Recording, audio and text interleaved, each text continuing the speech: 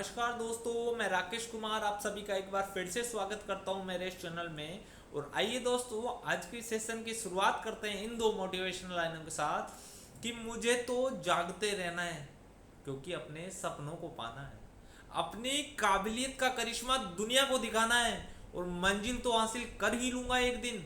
मुझे तो अपनी किस्मत को उंगलियों पर नचाना है, मुझे तो अपनी किस्मत को उंगलियों पर नचाना है। तो आइए दोस्तों, इन्हीं मोटिवेशनल लाइनों के साथ अपनी सेशन की शुरुआत करते हैं और आज हम पढ़ते हैं कक्षा 9 का प्रश्नावली 6.2।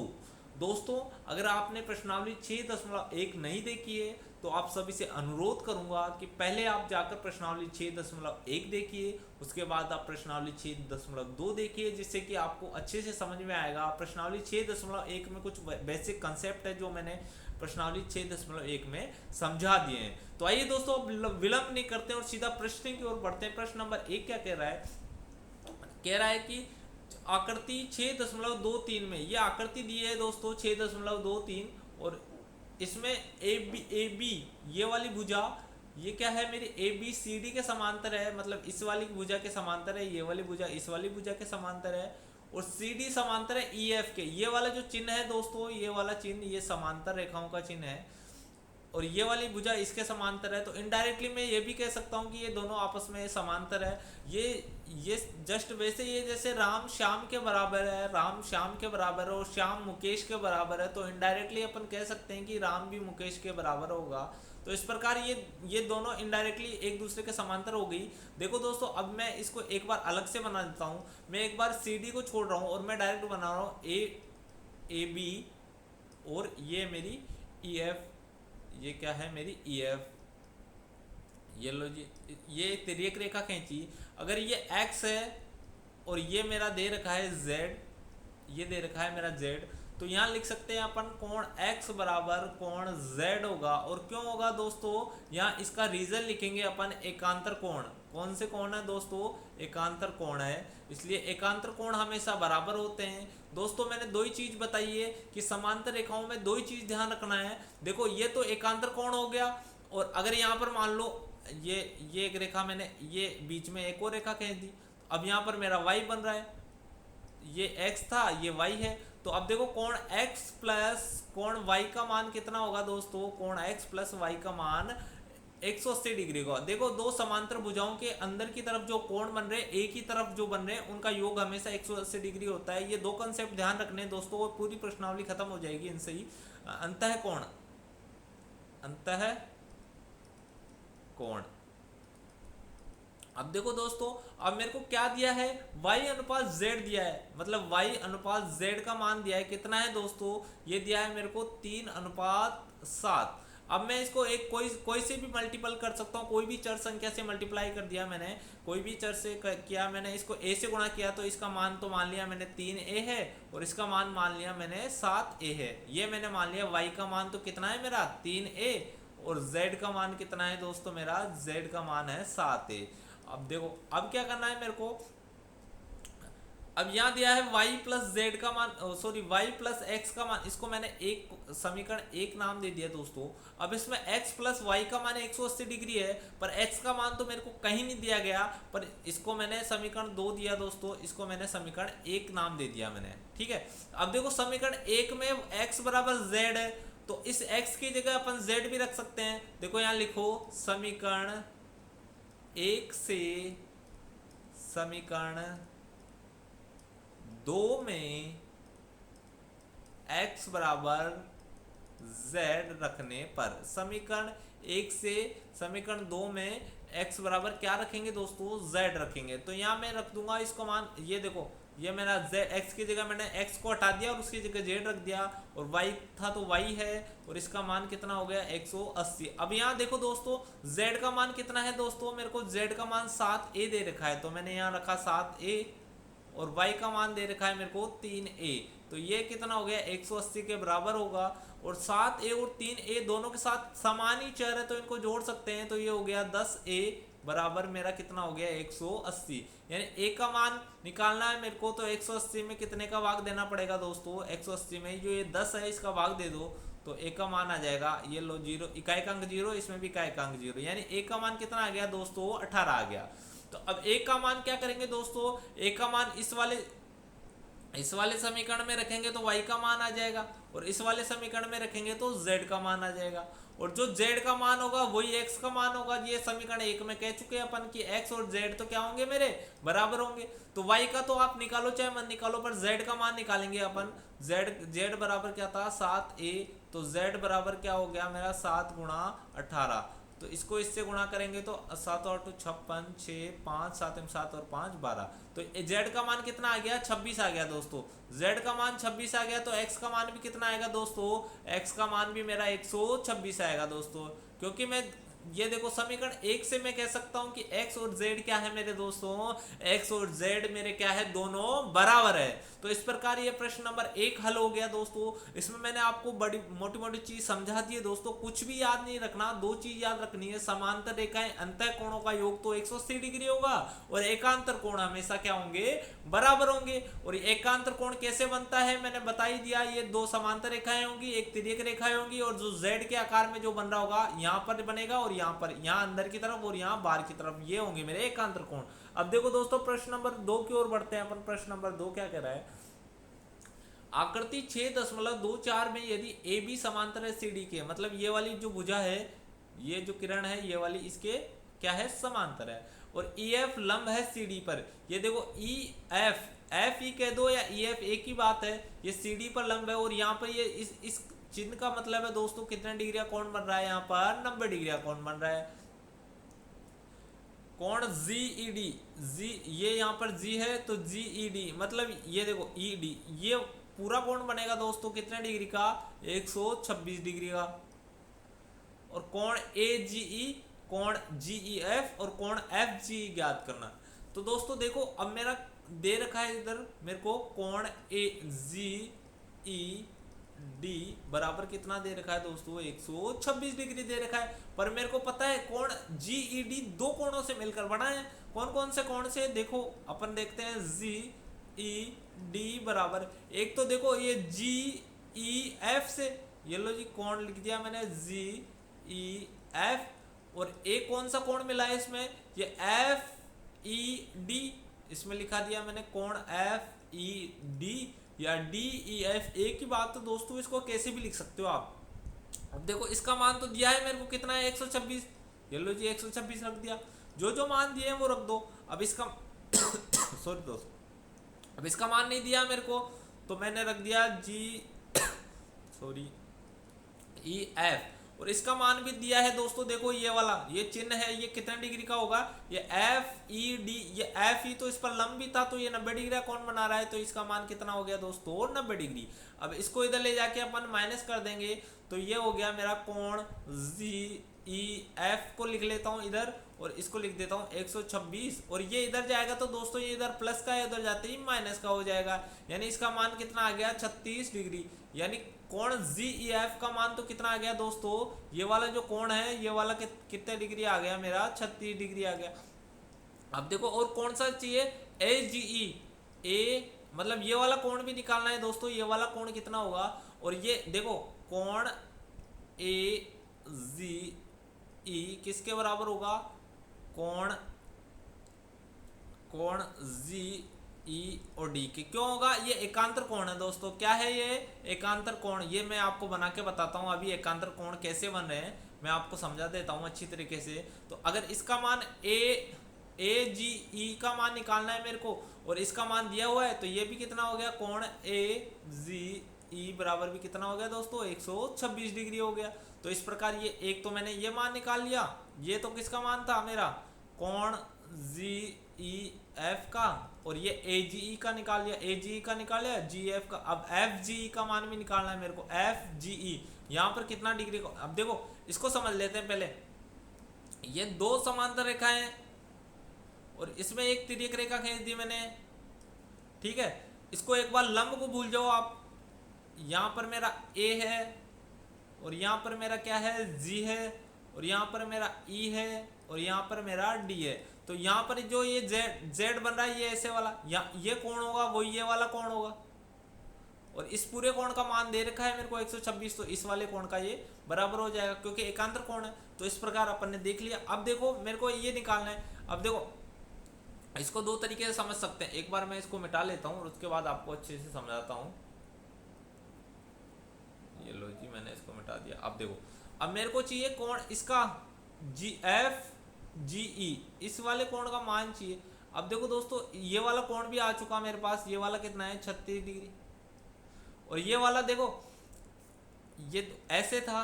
अगर मैं ऐसे एक रेखा खींच दूं तो यहाँ पर जो कोण बन रहा है वही यहाँ पर कोण बनेगा, क्योंकि ये तिर्यक रेखा है और ये जेड बन गया। ये देखो, ये जेड बन गया।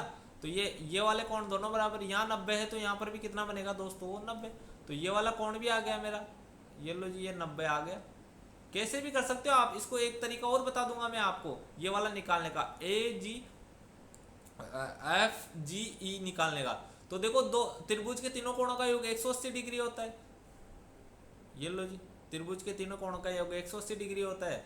तो मैं अब जो जो भी आएगा उसको 180 में से घटा दूं तो इन दोनों का योग कितना हो गया, 90 प्लस 36 कितना हो गया, 6 2 अरे 126 हो गया। तो इसका इस कोण का मान कितना हो गया। ये लो जी, मेरा कोण ए एफ जी ई बराबर कितना आ गया मेरा, ये इसमें 4 जोड़े 30 हो गया। तो ये 54 डिग्री आ गया दोस्तों। और ये 54 डिग्री कैसे आया, देखो इसका एक तरीका और है। इसका एक तरीका मैं और बता देता हूँ, आप कैसे भी कर लेना, आंसर हमेशा सेम आएगा। तरीका कोई से भी लगा लो पर आंसर डिफरेंट नहीं आना चाहिए, ये चीज ध्यान रख लेना। अब देखो, अब ये वाला कोण मैंने निकाल लिया। ये वाला कोण मैंने निकाल लिया, कितना डिग्री आया मेरा, 126 डिग्री। अब ये पूरा कोण तो मेरा कितना बनेगा, एक सरल रेखा पर तो हमेशा कितना डिग्री का कोण बनता है, 180 डिग्री का। तो ये इधर 126 बन गया, तो इधर वाला जो कोण बचा वो कितना डिग्री का हो जाएगा दोस्तों, वो 54 डिग्री का हो जाएगा। और वो हमने इसी प्रकार ये निकाला है। तो आइए दोस्तों, आप अगले प्रश्न की ओर देखते हैं। प्रश्न नंबर 3 क्या कह रहा है अपना, प्रश्न नंबर 3 ये रहा। देखो, आकृति 6.25 में यदि पी क्यू एस टी के समांतर है, ये वाली जो भुजा है ये इसके समांतर है, तो समांतर रेखाओं को आगे बढ़ा सकते हैं अपन, आगे बढ़ा सकते हैं, कोई फर्क नहीं पड़ता। आगे ये कहीं पे भी नहीं मिलेगी। अब देखो, आर एस टी बराबर 100, ये पी क्यू आर तो 110 दिया है, ये वाला 110 और ये 130, और बोला है क्यू आर एस ये वाला कोण ज्ञात करना है मेरे को। और इसने संकेत भी दिया है। इसने क्या दिया है, बिंदु आर से एस टी के समांतर, इसके समांतर यहां से मैंने एक रेखा खींच दी। ये लो जी, एक रेखा है जो इसके समांतर है, इसके समांतर है। अब देखो यहाँ पर ये पी क्यू तो किसके समांतर है, एस टी के। और ये कह रहा है कि एस टी के समांतर खींचनी है। एस टी के समांतर मैंने क्या खींची, एक ये आर बिंदु से मैंने एम एन खींच दी, एम एन। ये लो एम एन। तो ये पी क्यू एस टी के समांतर है, तो ये पी क्यू एम एन के समांतर भी होगा, क्योंकि ये जो अभी अपन ने देखा कि राम श्याम के बराबर है और श्याम किसके, मुकेश के बराबर है, तो ये राम मुकेश के बराबर होगा। इसी प्रकार तो देखो दोस्तों, अब अभी मैंने बताया कि अंतः कोणों का योग 180 डिग्री होता है। तो इसमें देखो, कोण पी क्यू आर प्लस कोण एम आर क्यू बराबर कितना होगा दोस्तों, मेरा 180 डिग्री होगा। क्यों, अंतः कोण क्या है, ये मेरे अंतः कोण, अंतः कोण है। अब देखो, इसका मान पी क्यू आर का मान तो दे ही रखा है 110 डिग्री, प्लस इसका मान निकालना है मेरे को एम आर क्यू बराबर 180 डिग्री।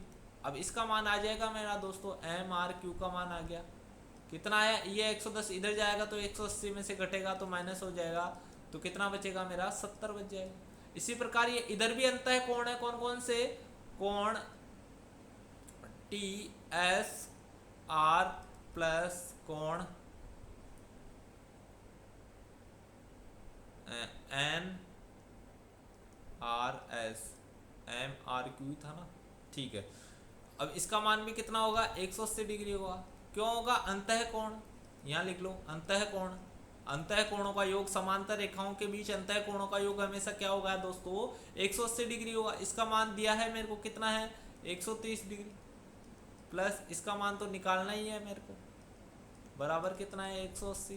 तो इसका अब कोण एन आर एस निकालना है, तो 180 माइनस 130 कर देंगे, तो ये कितना आ जाएगा दोस्तों, मेरा 50 आ जाएगा। तो ये देखो दोस्तों, ये एक सरल रेखा थी, ये एक ये एक सरल रेखा है। अब इस सरल रेखा पे तीन कोण बन रहे हैं। एक तो ये इधर बन गया, ये मान निकाल लिया मैंने, इधर बन गया। ये देखो अब मैं क्या क्या निकालूंगा, कोण एम आर क्यू प्लस कोण क्यू आर एस प्लस कोण एन आर एस। इसका मान कितना होगा दोस्तों, 180 डिग्री है। क्यों होगा, सरल रेखा पर कोण, सरल कोण, सरल कोण हमेशा कितना होता है भाई, एक रेखा पर जितने भी कोण बन रहे हैं उनका योग कितना होगा दोस्तों, उनका योग 180 डिग्री होगा।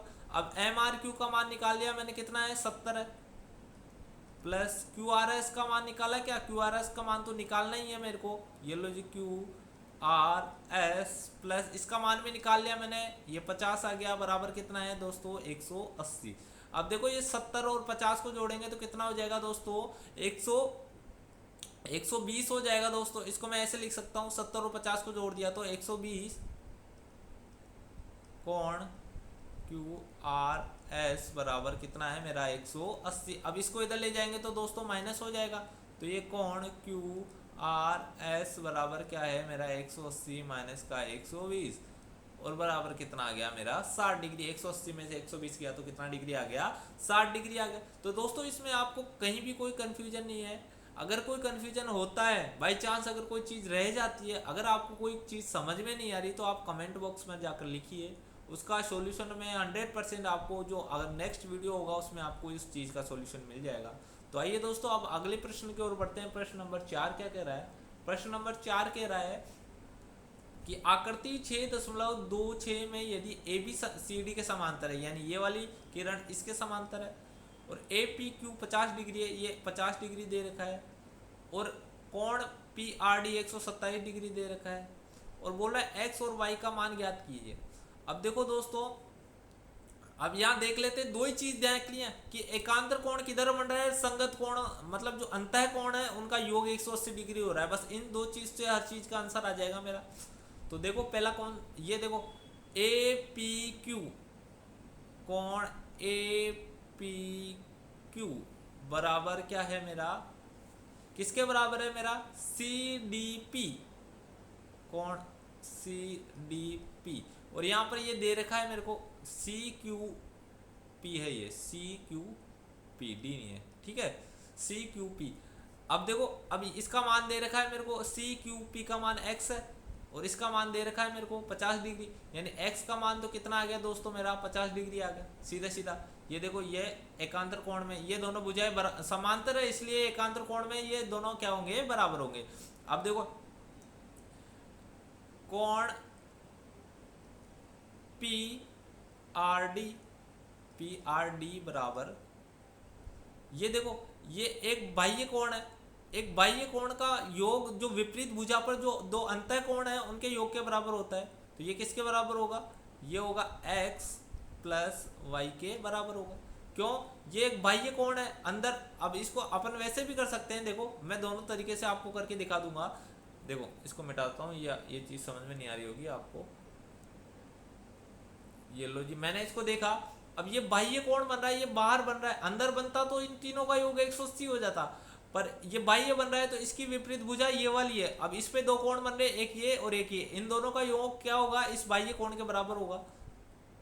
यहां लिख सकते हैं अपन, बाह्य कोण का मान विपरीत भुजा पर बने अंतः कोणों के योग के बराबर, अंतः कोणों के योग के बराबर होगा, योग के बराबर होगा।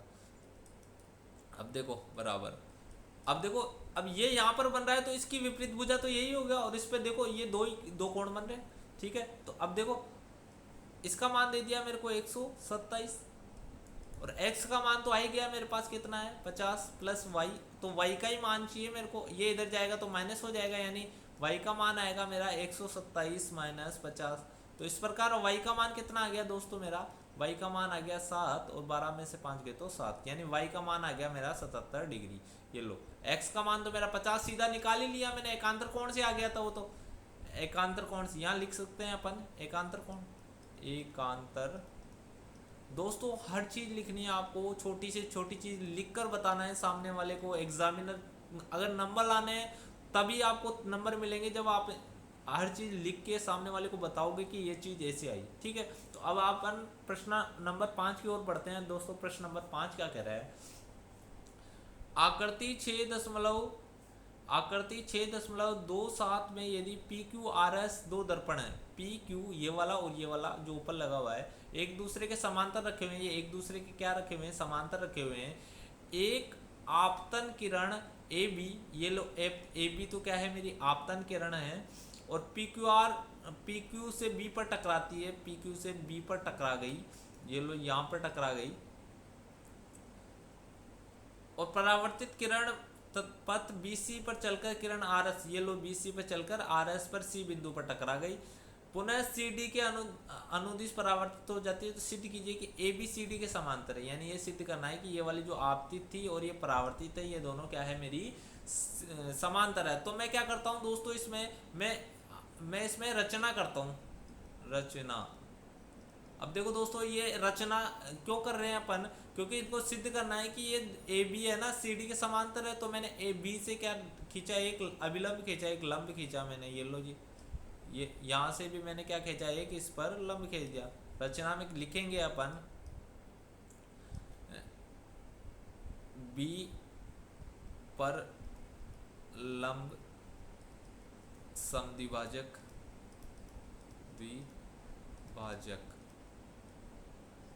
खींचने पर इसी प्रकार अपन C पर भी खींचेंगे, C पर लंब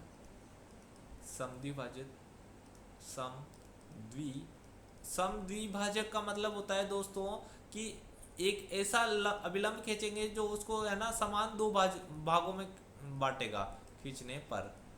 ये देखो इसको मैं नाम दे दूं 1, इसको नाम दे दूं 2, इसको नाम दे दिया 1, इसको नाम दे दिया 2, इसको नाम दे दिया मैंने 3 और इसको नाम दे दिया मैंने 4।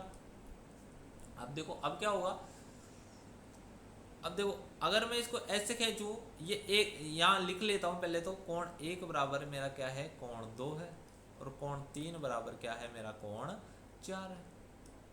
अब देखो ये अभिलंब खींचा मैंने, ये अभिलंब खींचा तो ये ऐसे जाकर ऐसे, ये देखो मैं इसको ये एक मैंने अभिलंब खींच दिया था और इधर भी मैंने एक अभिलंब खींच दिया। तो अब इनमें एक तिर्यक रेखा खींच दी मैंने, तो यहाँ पर जो कोण बन रहा है वो यहाँ पर जो कोण बन रहा है, ये दोनों अगर बराबर हुए, एकांतर कोण बराबर हुए, तो दोनों भुजाएं क्या होगी मेरी, समांतर होगी। मैंने इसको नाम दे दिया MB और इसको नाम दे दिया NC। ठीक है, मैंने दे दिया MB और NOCN, इस प्रकार ये नाम दे दिया। तो ये दोनों कोण, अब देखो अब कोण 2 मेरा कोण 3 के बराबर है दोस्तों, कोण 2 मेरा कोण 3 के बराबर है। क्यों है, एकांतर कोण, ये देखो यहाँ पर कोण 2 बन रहा था, यहाँ पर कोण 3 बन रहा था, तो मैं इसको लिख सकता हूँ एकांतर कोण क्या है मेरा, एकांतर कोण। अब कोण मेरा 2 3 के बराबर है और कोण 1 2 के बराबर है, तो इनडायरेक्टली मैं ये भी कह सकता हूँ कि कोण 1 मेरा किसके बराबर, कोण 2 के बराबर है, और कोण 2 मेरा किसके बराबर है, कोण 3 के, तो ये इसके बराबर होगा। और कोण 3 कोण 4 के बराबर ही होता, तो मतलब ये आपस में सभी कोण क्या होंगे दोस्तों मेरे, बराबर होंगे। तो बराबर होंगे तो अब देखो अब ये इसको क्या करना है मेरे को, ये पूरा कोण, ये कोण 1 प्लस कोण 2 ये भी किसका बराबर होगा, कोण 3 प्लस कोण 4 के। तो इस प्रकार ये जो जेड बन रहा है इन दोनों का योग इसके बराबर है। तो इस प्रकार अपन कह सकते हैं कि ये MB मेरी क्या है, सॉरी ये AB क्या है मेरी, AB समांतर है किसके, ये एकांतर कोण, एकांतर कोण बन रहे हैं। देखो दो चीज होती है, समांतर भुजाएं तो एकांतर कोण बराबर होंगे, और एकांतर कोण बराबर हो रहे हैं तो समांतर भुजाएं क्या सॉरी एकांतर कोण बराबर हो रहे हैं तो भुजाएं क्या होगी, आपस में समांतर होगी। ये लो जी AB भुजा किसके समांतर होगी, CD की। तो दोस्तों इस प्रकार अपन ने प्रश्नावली 6.2 देख ली है। दोस्तों अगर आपको ये वीडियो पसंद आ रहा है तो आप अपने दोस्तों के साथ इसे शेयर कीजिए, और अगर कोई डाउट रह जाता है आपको, वैसे तो मैं 100% कह रहा हूँ कोई भी डाउट मैं छोड़ूंगा नहीं, छोटी से छोटी चीज़ में लिख कर समझाता हूँ आपको। अगर फिर भी कोई डाउट रह जाता है तो आप कमेंट बॉक्स में जाकर लिखिएगा, उस डाउट का सॉल्यूशन मैं 100% अगले वाले वीडियो में आपको जरूर तक पहुँचा दूंगा। तो दोस्तों अब आप सभी से विदा लेना चाहूँगा। धन्यवाद।